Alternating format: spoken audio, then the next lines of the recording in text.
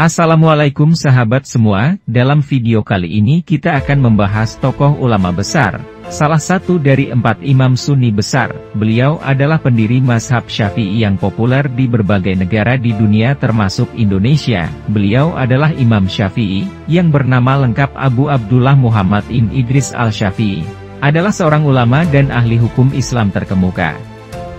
Ia dilahirkan pada abad ke-8 Masehi di Gaza, Palestina, dan meninggal pada tahun 820 Masehi di Mesir.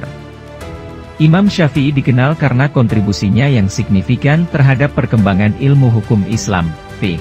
Ia merumuskan pendekatan sistematis terhadap prinsip-prinsip hukum Islam, dengan menekankan Al-Quran, hadits, perkataan dan tindakan Nabi Muhammad, konsensus, ijma, dan analogi, qiyas, sebagai sumber hukum Islam.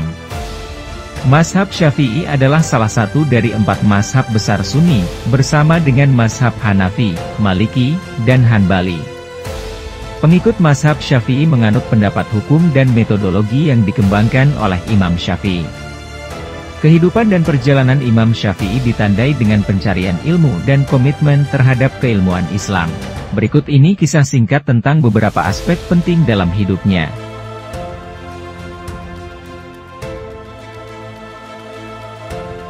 1. Kehidupan awal dan pendidikan.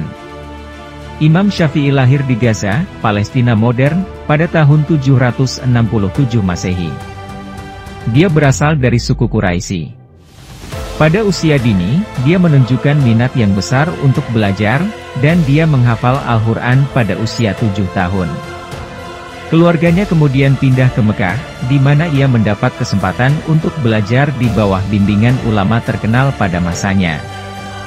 2. Studi di Mekah. Di Mekah, Imam Syafi'i belajar di bawah bimbingan Imam Malik yang terkenal, seorang ahli hukum terkemuka dan pendiri mazhab Maliki.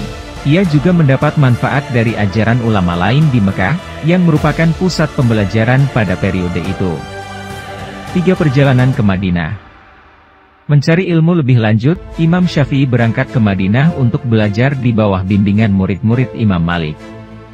Ia terus memperluas pemahamannya tentang jurisprudensi Islam dan menguasai berbagai metodologi hukum.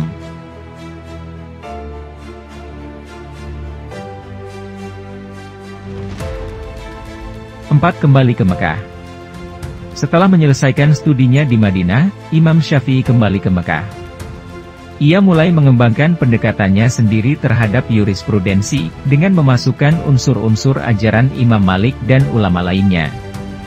5. Irak dan Mesir.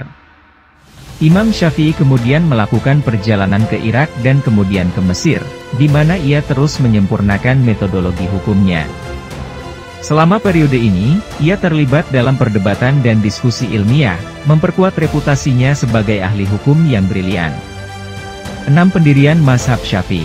Pendekatan sistematis Imam Syafi'i terhadap jurisprudensi Islam, sebagaimana dituangkan dalam karyanya yang terkenal, Al-Risalah, meletakkan dasar bagi mazhab Syafi'i. Metodologinya menekankan Al-Quran, hadits, konsensus, dan analogi sebagai sumber utama untuk menghasilkan keputusan hukum. 7 tahun terakhir. Imam Syafi'i menghabiskan akhir hidupnya dengan mengajar dan menyebarkan ilmu pengetahuan.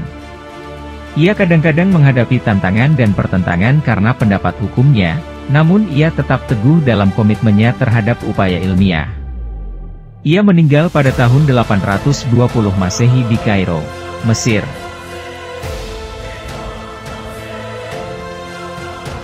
Kontribusi Imam Syafi'i terhadap jurisprudensi Islam dan pendirian mazhab Syafi'i mempunyai dampak jangka panjang terhadap keilmuan Islam, dan ajarannya terus mempengaruhi pemahaman hukum Islam.